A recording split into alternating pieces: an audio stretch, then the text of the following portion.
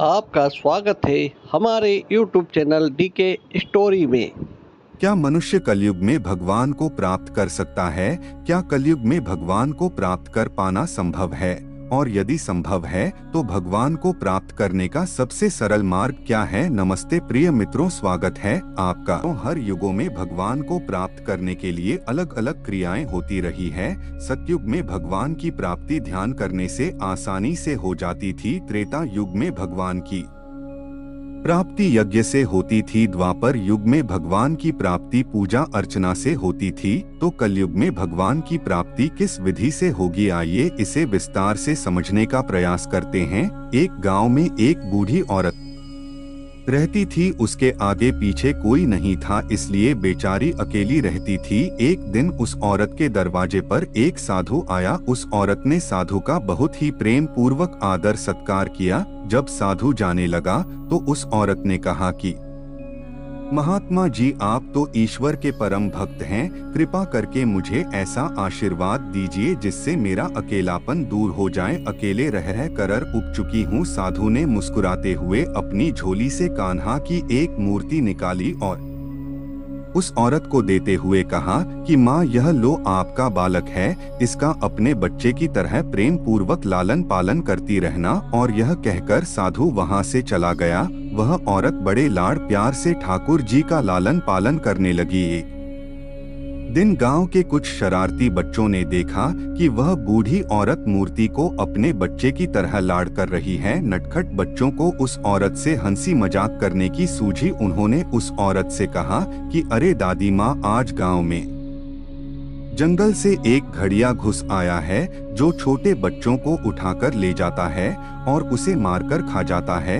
तू अपने लाल का ख्याल रखना, कहीं भेड़िया इसे उठाकर ना ले जाए। उस औरत ने अपने बाल गोपाल को उसी समय कुटिया में विराजमान किया और स्वयं लाठी लेकर दरवाजे पर पहरा लगाने के लिए बैठ गई। अपने लाल को भेड़िए से बचाने के लिए वह औरत भूखी प्यासी दरवाजे पर पहरा देती रही। पहरा देते देते एक दिन बीता, फिर दूसरा, तीसरा, चौथा और पांचवा दिन बीत गया। वह औरत 5 दिन और 5 रात लगातार बगैर पलक झपकाए भेड़िए से अपने बाल गोपाल की रक्षा के लिए पहरा देती रही। उस भोली भाली माँ का यह भाव देखकर ठाकुर जी का हृदय प्रेम से भर गया। अब ठाकुर जी के मन में उस बूढ़ी औरत को प्रत्यक्ष दर्शन देने की इच्छा हुई। भगवान बहुत ही सुंदर रूप धारण कर वस्त्राभूषण से सुसज्जित होकर उस औरत के पास आए। ठाकुर जी के पाँव की आहट सुनकर वह औरत डर गई। उसने सोचा कि कहीं दुष्ट भेड़िया तो नहीं आ गया मेरे लाल को उठाने। उस औरत ने लाठी उठाई और भेड़िए को भगाने के लिए उठ खड़ी हुई। तब भगवान ने कहा कि अरे माँ, मैं तेरा वही बालक हूँ जिसकी तुम रक्षा करती हो। उस औरत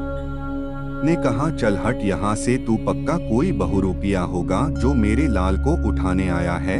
ठाकुर जी बूढ़ माँ के इस भाव और एकनिष्ठ को देखकर बहुत ज्यादा प्रसन्न हो गए। ठाकुर जी बोले, अरे मेरी भोली माँ, मैं त्रिलोकीनाथ भगवान हूँ, मुझसे जो चाहो वर मांग लो, मैं तेरी भक्ति से प्रसन्न हूँ। तब उस बूढ़ी औरत ने हाथ जोड़कर भगवान से कहा कि हे प्रभु, कृपा कर मुझे यह वरदान दीजिए कि मेरे प्राण प्यारे लाल को भेड़िया ना ले जाए। अब ठाकुर जी और ज्यादा प्रसन्न होते हुए बोले, तो चल माँ, मैं तेरे लाल को और तुझे अपने निज धाम लिए चलता हूँ, वहाँ भेड़िए का कोई भय नहीं है। इस तरह प्रभु उस बूढ़ी माँ को अपने निज धाम ले गए। मित्रों, जब हम पूरी तरह से तन में होकर अपनी पवित्रता और शांति की रक्षा करते हैं तो एक ना एक दिन ईश्वर हमें दर्शन जरूर देते हैं। भगवान को पाने का सबसे सरल मार्ग है भगवान को प्रेम करो, वैसा निष्काम प्रेम जैसे बुढ़िया माँ ने किया। भगवान श्री कृष्ण कहते हैं, तू तन मन और कर्म से खुद को मुझे समर्पित कर दे, मैं तुम्हें वह हर कुछ दूंगा जो तुम्हारे पास नहीं है, और जो तुम्हारे पास है मैं उसकी रक्षा भी करूंगा। तू जिस दिन से मुझसे निस्वार्थ प्रेम करने लगेगा उस दिन से तू सिर्फ मेरा हो जाएगा और मेरे परम धाम को प्राप्त होगा। श्रीमद् भगवत गीता में भगवान श्री कृष्ण कहते हैं कि मुझे पाने के 3 मार्ग हैं। पहला है कर्म योग, दूसरा है ज्ञान योग और तीसरा है ध्यान योग, और इन सब में कर्म योग सबसे महत्वपूर्ण और सरल है। कर्म योग को परिभाषित करते हुए तत्वज्ञानी कहते हैं कि अपना हर कर्म भगवान को समर्पित करते हुए करो। मनुष्य हर क्षण कुछ न कुछ कर्म करता रहता है। सोचो, अगर हर कर्म से पहले प्रभु का नाम ले तो दिन भर में हजारों लाखों बार प्रभु का नाम मन ही मन जप सकते हैं। भगवान श्री कृष्ण यही तो कहते हैं कि जो हमेशा मुझे याद करता रहता है, मेरी दृष्टि सदैव उस पर बनी रहती है। मित्रों, आप कुछ भी कर्म कर रहे हैं, कहीं भी किसी भी जगह पर हैं, सुख की अवस्था में हैं या दुख की अवस्था में हैं, प्रभु के नाम का जाप मन ही मन करते रहिए। फिर देखिए इसका सकारात्मक परिणाम आपको बहुत जल्द देखने को मिलेगा। भगवान कहते हैं, जीवन में हमेशा सुखी रहने के लिए मुझसे नाता जोड़ो। जो मनुष्य मुझसे नाता जोड़कर श्रद्धा भाव से मेरी भक्ति करता है, मैं उसे वह हर चीज देता हूँ जो उसके पास नहीं है, और जो उसके पास है मैं हमेशा उसकी रक्षा भी करता हूँ। मैं अपने भक्तों को कभी दुखी नहीं देखना चाहता हूँ। भगवान श्री कृष्ण के इस वाणी को भक्त प्रहलाद के जीवन से जोड़कर अच्छे से समझा जा सकता है। गर्म तेल से भरे कढ़ाई में विष्णु भक्त प्रहलाद को बैठा दिया जाता है और चूल्हे की आग तेज कर दी जाती है, फिर भी भक्त प्रहलाद का तनिक भी बाल बांका नहीं होता है। प्रबल प्रेम के पाले पड़कर प्रभु को नियम बदलते देखा, अपना मान तले टल जाए, भक्त का मान ना तलते देखा। भगवान कहते हैं, जो मेरे भक्तों को कष्ट पहुंचाता है उसे मैं दंड देता हूँ। इसीलिए हे मानव, तुम मुझे अपना बना लो, मैं तुम्हें हर खुशी दूंगा। मेरी भक्ति के प्रताप से दुख तुम्हारे जीवन से कोसों दूर रहेगा। जो मेरी भक्ति नहीं करते हैं, जो पंच पापों में उलझ कर भौतिक सुखों की प्राप्ति हेतु दिन रात प्रयत्न करते हैं, वो मन से सदा दुखी रहते हैं, उनके लिए जीवन और जीवन के बाद का जीवन बहुत ही कष्टदायक होता है। भगवान श्री कृष्ण परमात्मा को पाने का मार्ग बताते हुए श्रीमद् भगवत गीता में उपदेश देते हैं कि मनुष्य को सर्वप्रथम अपने मन को नियंत्रण में रखना चाहिए। मनुष्य का मन वायु की तरह चंचल है। यह मन ही है जो मनुष्य को काम वासनाओं की तरफ भटका रहता है। अगर जीवन को सफल बनाना है तो मन पर काबू करना बहुत जरूरी है। मन को वश में करने से दिमाग की शक्ति केंद्रित होती है, जिससे कार्यों में सफलता मिलने लगती है। गीता के अनुसार जिस व्यक्ति ने अपने मन पर काबू पा लिया, वह मन में पैदा होने वाली बेकार की चिंताओं और इच्छाओं से भी दूर रहता है। साथ ही व्यक्ति अपने लक्ष्य को भी आसानी से प्राप्त कर लेता है। अगर मन को वश में नहीं करोगे तो वह तुम्हारा सबसे बड़ा शत्रु बन जाएगा। जो मनुष्य सुख और दुख में शांत रहता है, जिसके राग भय और क्रोध नष्ट हो गए हैं, जो मनुष्य शुभ और अशुभ वस्तु को पाकर ना प्रसन्न होता है और ना द्वेष करता है, जिन्होंने अपनी इंद्रियों को वश में कर लिया है, वह स्थिर बुद्धि मनुष्य मुनि के समान है। ऐसा मनुष्य स्थिर चित्त और इंद्रियों को वश में करके ज्ञान द्वारा परमात्मा को प्राप्त करके हमेशा संतुष्ट रहता है। हमेशा शक करने वाला व्यक्ति कभी शांति प्राप्त नहीं कर पाता है। वह ना तो इस लोक में धन ऐश्वर्य या यश की प्राप्ति कर सकता है और ना ही परलोक में स्वर्ग की प्राप्ति कर सकता है, क्योंकि मनुष्य जब तक किसी भी विषय में संशय युक्त रहता है तब तक वह उस विषय में सफलता नहीं पा सकता। इसलिए संदेह करने से बचे। क्रोध मनुष्य को नरक की ओर ले जाने वाला द्वार है। क्रोध करने से व्यक्ति का मन अशांत हो जाता है और उसकी स्मरण शक्ति भ्रमित हो जाती है। स्मृति में विभ्रम होने से उसकी बुद्धि नष्ट हो जाती है और फिर व्यक्ति का पतन हो जाता है। भगवान श्री कृष्ण कहते हैं, मनुष्य को क्रोध करने से बचना चाहिए। कितना भी गुस्सा आए, स्वयं को शांत रखने का प्रयास करें। श्री कृष्ण कहते हैं, जिस प्रकार समुद्र की स्थिति अचल है, भारी से भारी आंधी तूफान आने पर या अनेक नदियों के जल प्रवाह उसमें प्रविष्ट होने पर भी वह अपनी स्थिति से विचलित नहीं होता, मर्यादा का त्याग नहीं करता, उसी प्रकार परमात्मा के स्वरूप में स्थित योगी की स्थिति भी था अचल होती है। बड़े से बड़े सांसारिक सुख दुखों का सहयोग वियोग होने पर भी उसकी स्थिति में जरा भी अंतर नहीं पड़ता। वह योगी परमात्मा में नित्य निरंतर अटल और एकर स्थित रहता है। जो मनुष्य ईश्वर में श्रद्धा नहीं रखते, वह अज्ञानी मनुष्य जीवन में कभी भी सुख शांति और सफलता को प्राप्त नहीं कर पाते। ऐसे मनुष्य की बुद्धि विपरीत हो जाती है। वे लोक और पारलौकिक सब प्रकार के सुख साधनों को विपरीत ही समझने लगते हैं। इसी कारण वे विपरीत आचरण में प्रवृत्त हो जाते हैं। इसके फल स्वरूप उनका इस लोक में और परलोक में पतन हो जाता है। वे अपनी वर्तमान स्थिति से भी भ्रष्ट हो जाते हैं और मरने के बाद उनको अपने कर्मों का फल भोगने के लिए सूकर कुकर आदि नीच योनियों में जन्म लेना पड़ता है या घोर नरक में पड़कर भयानक यातनाएं भोगनी पड़ती है। मनुष्य मेरी जिस भी रूप की पूजा करते हैं, मैं भी उनको उनकी भावना के अनुसार उसी रूप में दर्शन देता हूँ। मनुष्य जिस जिस भाव से मेरी उपासना करते हैं, मैं उनके उस भाव का ही अनुसरण करता हूँ। जो मेरा चिंतन करता है, उसका मैं चिंतन करता हूँ। जो मेरे लिए व्याकुल होता है, उसके लिए मैं भी व्याकुल हो जाता हूँ। जो मुझे अपना सर्वस्व अर्पण देता है, मैं भी उसे अपना सर्वस्व अर्पण कर देता हूँ। ना तो मैं किसी के भाग्य का निर्माण करता हूँ और ना ही किसी के कर्मफल का निर्माण करता हूँ। मनुष्य अपने द्वारा किए कर्मों का ही फल भोगता है और उसी से उसके भाग्य का निर्माण होता है। मनुष्य स्वयं ही अपना मित्र है और स्वयं ही अपना सबसे बड़ा शत्रु भी है। ज्ञानी मनुष्य कर्म योग या भक्ति योग से एक ही जन्म में इस समुद्र रूपी संसार से निकलकर परमात्मा को प्राप्त कर लेता है और अज्ञानी मनुष्य काम क्रोध लोभ मोह में फंसकर 84 लाख योनियों में भटकता रहता है। श्री कृष्ण कहते हैं, यह संसार मेरी ही माया है, यह संसार मुझसे ही उत्पन्न हुआ है,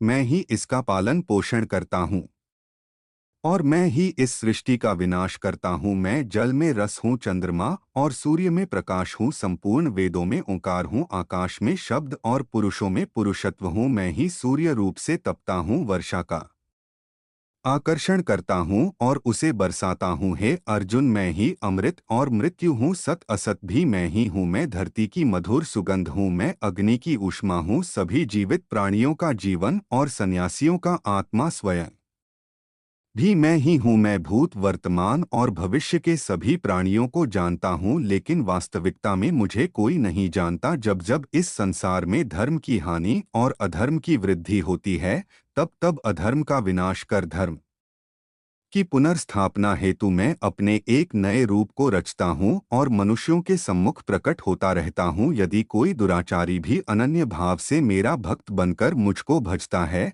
तो वह पुरुष भी साधु के समान है, क्योंकि उसने भली भांति निश्चय कर लिया है कि परमेश्वर के भजन के समान अन्य कुछ भी नहीं है। जिस प्रकार प्रकाश की ज्योति अंधेरे में चमकती है, ठीक उसी प्रकार सत्य भी चमकता है। इसलिए व्यक्ति को सदैव सत्य के मार्ग पर चलना चाहिए। कितना भी बुरा वक्त आ जाए, कभी विचलित नहीं होना चाहिए, बल्कि डटकर उसका सामना करना चाहिए, क्योंकि इस संसार का नियम है, जो आया है उसे दुख का सामना करना पड़ेगा। रोने से और चिंता करने से कोई फायदा नहीं होने वाला है, बल्कि इससे दुख और बढ़ेगा। कोई आदमी चाहे लाख चीजें जान ले, चाहे वह पूरे जगत को जान ले, लेकिन अगर वह स्वयं को नहीं जानता तो वह अज्ञानी है। मानव कल्याण ही भगवत गीता का प्रमुख उद्देश्य है। इसलिए मनुष्य को अपने कर्तव्यों का पालन करते समय मानव कल्याण को प्राथमिकता देना चाहिए। श्रेष्ठ पुरुष जैसा आचरण करता है, अन्य पुरुष भी वैसा ही आचरण करते हैं। वह जो कुछ प्रमाण देता है, समस्त मनुष्य समुदाय उसी के पद चिन्हों पर अपने रास्ते चुनता है। इसलिए सज्जन व्यक्तियों को सदैव अच्छा व्यवहार करना चाहिए। मित्रों, भगवान अपने भक्तों से बहुत प्रेम करते हैं। जो भक्त उन्हें सच्चे मन से पुकारते हैं, उनके लिए वह दौड़े चले आते हैं। इसका सबसे बड़ा उदाहरण श्रीमद् भागवत गीता की कथा से मिलता है, जहां मुसीबत में फंसे अपने भक्त हाथी के प्राण को बचाने के लिए भगवान विष्णु नंगे पैर दौड़ पड़े थे।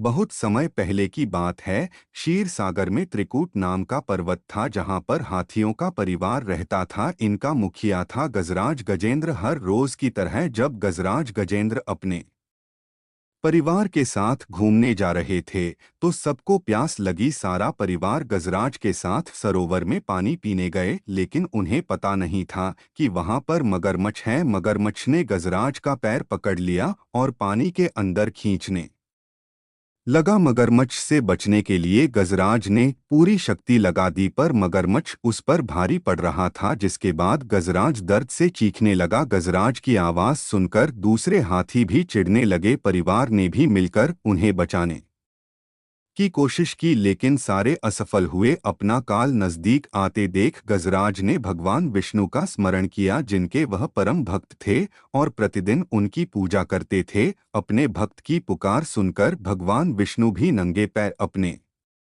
भक्त की प्राणों की रक्षा के लिए दौड़ पड़े और ग्राह का मुंह फाड़कर गजेंद्र का उद्धार किया। एक सेठ जी बड़े कंजूस थे। एक दिन उन्होंने दुकान पर अपने बेटे को बैठा दिया और बोले कि बिना पैसे लिए किसी को कुछ मत देना, मैं अभी आया। कुछ देर बाद उनकी दुकान पर एक संत भिक्षा मांगने आए। संत ने लड़के से कहा, बेटा थोड़ा नमक दे दो। लड़के ने संत को डिब्बा खोलकर 1 चम्मच नमक दिया। जब सेठ जी दुकान पर आए तो देखा कि डिब्बा खुला पड़ा था। सेठ जी ने कहा कि क्या बेचा? बेटा बोला, एक संत जो तालाब पर रहते हैं उनको 1 चम्मच नमक दिया था। सेठ का माथा ठनका। वो बोले, अरे मूर्ख, इसमें तो जहरीला पदार्थ है। अब सेठ जी भागकर संत के पास गए। तब तक संत भोजन बनाकर भगवान को भोग लगाकर खाने की थाली लेकर बैठ चुके थे। सेठ जी दूर से ही बोले, महाराज रोकिए, आप जो नमक लाए थे नमक नहीं था बल्कि जहरीला पदार्थ था। कृपा करके आप यह भोजन ना करें। संत जी बोले, भाई हम तो प्रसाद लेंगे ही, क्योंकि भोग लगा दिया है। भोग लगाकर भोजन छोड़ नहीं सकते। अगर भोग नहीं लगता तो भोजन बेशक छोड़ देते। यह कहकर संत ने भोजन को प्रसाद समझकर खाना शुरू कर दिया। सेठ जी के होश उड़ गए। वह रात भर वहीं बैठे रहे। सेठ को रह रह कर यह चिंता सता रही थी कि अगर संत को कुछ हो गया तो बड़ी बदनामी होगी। रात में अगर तबीयत बिगड़ी तो कम से कम वैद्य को दिखा देंगे। सोचते सोचते उसे नींद आ गई। सुबह रोज की तरह संत जल्दी उठ गए और नदी में स्नान करने लगे। सेठ जी ने कहा, महाराज तबीयत तो ठीक है। संत बोले, भगवान की कृपा है।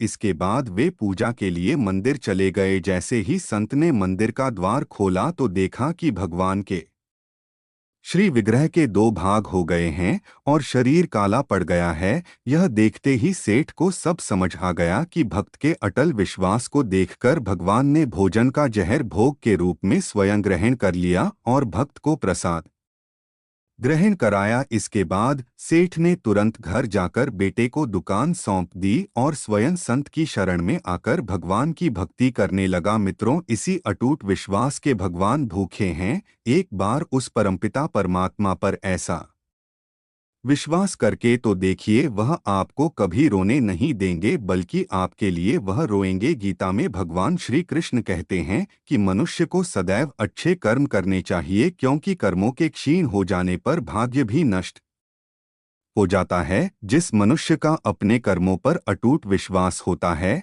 और जो मनुष्य अपने कर्मों पर सदा अडिग रहता है, वही मनुष्य जीवन में सफल होता है। श्री कृष्ण कहते हैं कि हर व्यक्ति को बिना कुछ सोचे समझे सिर्फ कर्म के मार्ग पर चलते रहना चाहिए। जो मनुष्य कर्म किए बिना सिर्फ फल की चिंता करता है, उसे जीवन में सिर्फ असफलता ही प्राप्त होती है। श्री कृष्ण के अनुसार परिस्थितियां चाहे कितनी भी खराब हो, वह हमेशा एक जैसी नहीं रहती है, वह बदलती जरूर है। इसलिए मनुष्य को बहुत धैर्य और हिम्मत से काम लेना चाहिए। श्री कृष्ण कहते हैं कि ईश्वर कभी भी किसी व्यक्ति के साथ नाइंसाफी नहीं करता। वह उसको केवल वही देता है जिसके वह लायक है। भगवान कहते हैं, कर्म करो लेकिन फल की इच्छा मत रखो। इस संसार में कोई भी मनुष्य किसी भी काल में क्षण मात्र भी बिना कर्म किए नहीं रहता, क्योंकि सारा मनुष्य समुदाय कर्म करने के लिए ही पैदा हुआ है। बिना कर्म किए कोई रह नहीं सकता है।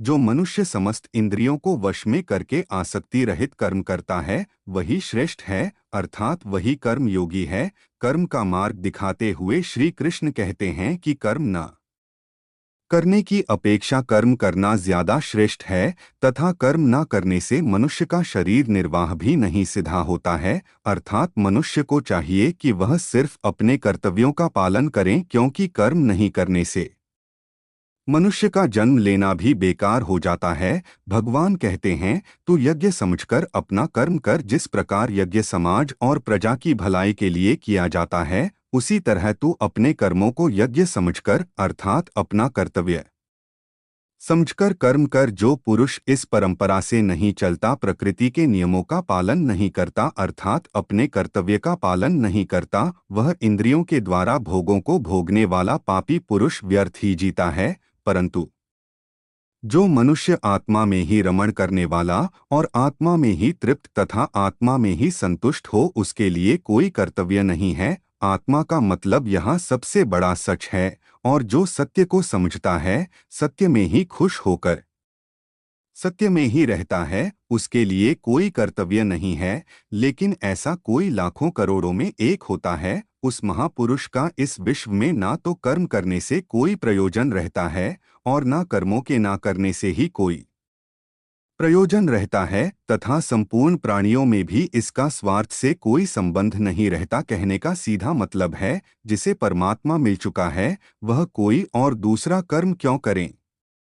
आप भी श्री कृष्णा जी के परम भक्त हों तो कमेंट में जय श्री राधे लिखना ना भूलें और वीडियो को लाइक करें और शेयर करें। जय श्री कृष्णा।